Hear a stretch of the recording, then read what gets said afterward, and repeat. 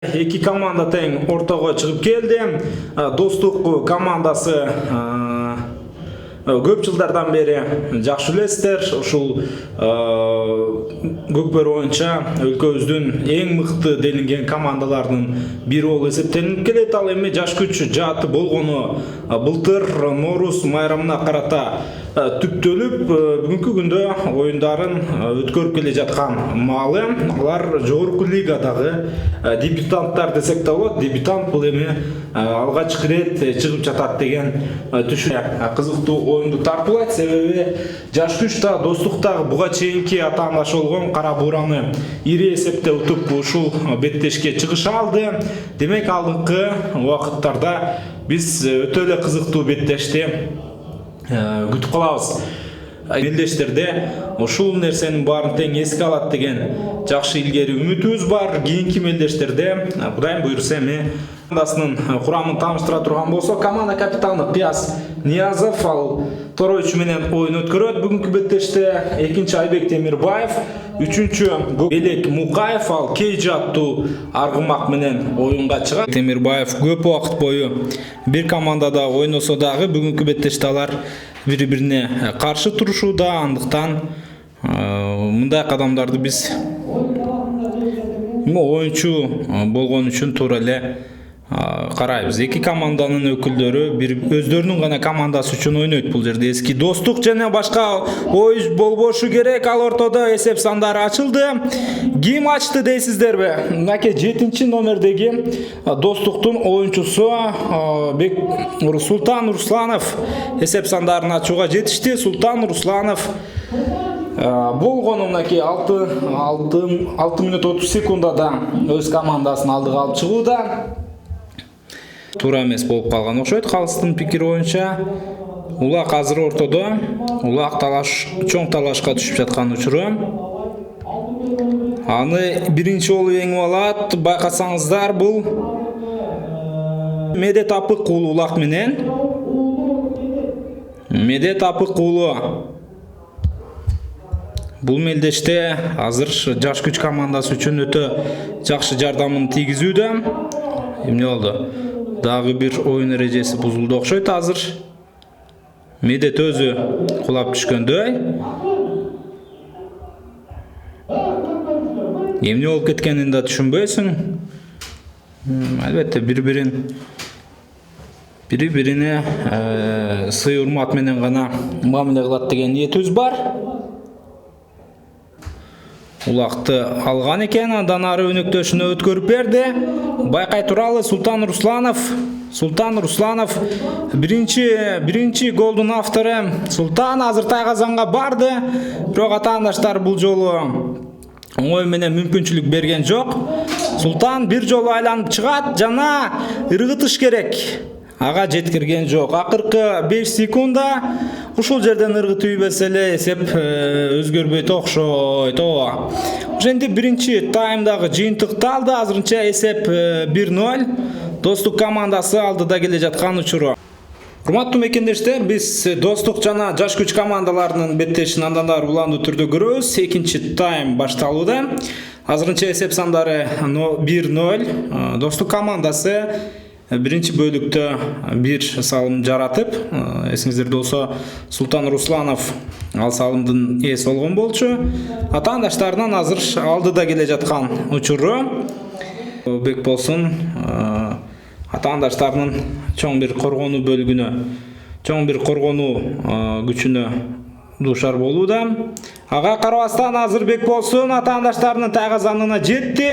Жанында өнөктөшүү десем жок, өнөктөшүмөз эми командалаш менен биргеликте ыргыткан Бек болсун. Чындыгында ким менен ыргытканын дагы көрүш кыйын болуп калды, себеби формалары окшош. Кудум бир команданын эле 8 оюнчусу жүргөндө да таасир калтырып кетүүдө анча-мынча. Азыр Улакты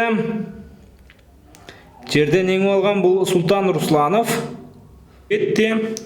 Азыр ушул жерден эми кандай аракетке барат Айбек Темирбаев? Ошол жалпыбызга кызыктуу болуп жаткан маалы. Бирок Байман Нуралим уулу дагы жөн туруп калбастан такымы бекем Карлуу Айбек Темирбаевден улакты тартып алууга аракетин жасоодо. Айбек Темирбаевди биз билебиз. Мындай учурларда атаандаштарынан улакты тартып кетүүгө анын дарамети бар, бирок бул жолу ал атаандашын алдырган жок. Жана түптүз барып Тайгазанга эсеп сандарын өзгөртүүчү улакты таштады. Ошентип беттештин экинчи таймынын башы тагыраагы 4-мүнөтү Айбек Темирбаев көк бети менен жекеме-жекеден жеңишке жетип, андан ары эсеп сандарын өзгөртүп үлгүрдү. Азамат Айбек Темирбаев Достук командасынын эң эле бирок ал нерсеге Достук командасы жол бербейт. Достуктун азыр башкы максаты атаандаштарына чабуулга Калыс Бакай Султан уулун азыр оюндан четтетүүдө. Жана жеке жалгыз калган Эрсултан улакты алды. Эми атаандаштары дээрлик жок. 2-3 оюн болуп жатат. Эрсултан өзү жалгыз калды жана эсеп сандарын наминтип 3-0 чейин жеткирип койду. Достук командасы азыр жаш күчтөн ишенимдүү түрдө алдыга чыгып барууда. Чындыгында мени өкүндүргөнү жааттар ушунчалык бири-бирине каршы кудум душмандардай азыр беттешке кайтып чыгышты. Беттешти биз андан ары жалгаштырабыз. Жаш күч экинчи бөлүктө али бир дагы чабуулду уюштура элек. Менен беттештин экинчи бөлүгү жыйынтыкталып калды. Азырынча эсеп 3-0. Достук командасы атаандаштарынан алдыда келе жаткан маалы. Биз 3-чү бөлүктө күтүп калабыз. 3-чү бөлүк чечүүчү бөлүк. Эч кайда алыстабай туруңуздар бизден. Бирин көрсөт деген оюбуз бар. Ал ортодо алгачкы чабуул жана жаш күч командасынын бул аракети чындыгында кооптуу болду. Анткени менен атаандаштары тапык уулу. Жаш күч бир оюнчуга көп, демек ушул жерден чабуулга чыкса өтө жакшы бир эффект болмок. Бирок карасаңыздар, бир оюнчу жөн эле жүргөндөй. Эми оюнчулардын саны теңелди. Эми ушул жерде чабуулга чыгуу бир аз буга чейинкиге салыштырмалуу кыйыныраак болуп калат. Айбек Темирбаев Достуктан көкбетти минип чыкса, мага каршы жаш күчтөн ылдамдыкка басым жасай турган Бекназар Аматов Тубайсан менен чыккан. Бирок Айбек Темирбаев эмне кылышты билет. Азыр ортону көзөмөлдөп толугу менен жекеме-жекени карап турган маалы.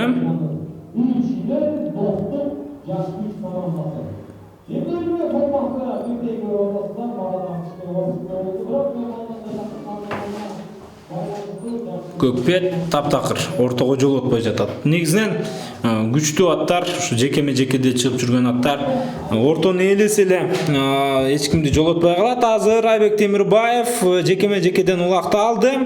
Андан кийин чабуулга дагы чыкса болот. Бирок азыр бир мыктылап улакты алуунун аракетинде. Балким өнөктөшү келсе, чабуулдагы өнөктөштөр ким бар? Толтура чабуулга чыга турган Султан Русланов, Майрамбек Рыспеков. Бирок анын бири да келген жок. Анткени менен көкбет менен өзү чабуулду өнүктүрүүнүн айласын көрүүдө. Бирок ошол эле учурда убакытты чоюп ойноп жатат десек да болот. Эми гана мынакей өткөрүп берди. Акыркы мүнөттө Майрамбек Рыспеков улакты алды. Эми балким кооптуу чабуулду өнүктүрүүгө аракетин жасаса болот, себеби убакыт аз калды. Чабуулга жетиши керек. Майрамбек Пегас менен алдында атаандашы бар, бирок өнөктөшү дагы жок эмес. Тайгазанга бара жатат Майрамбек Рыспеков. Эсеп сандарын ошентип 4-0 өзгөрттү. Командасын ишенимдүү түрдө алдыга алып чыккан маалы.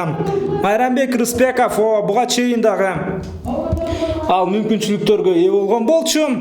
Бирок эсепти өзгөртө алган эмес. Азыр болсо мына беттеш дээрлик бүтүп калган учурда 4-чү улакты командасына жаратып берди. Анда санайлы акыркы секундалар калды. Бүттү. Ошентип Достук командасы кайрадан эле финалда. Достук жана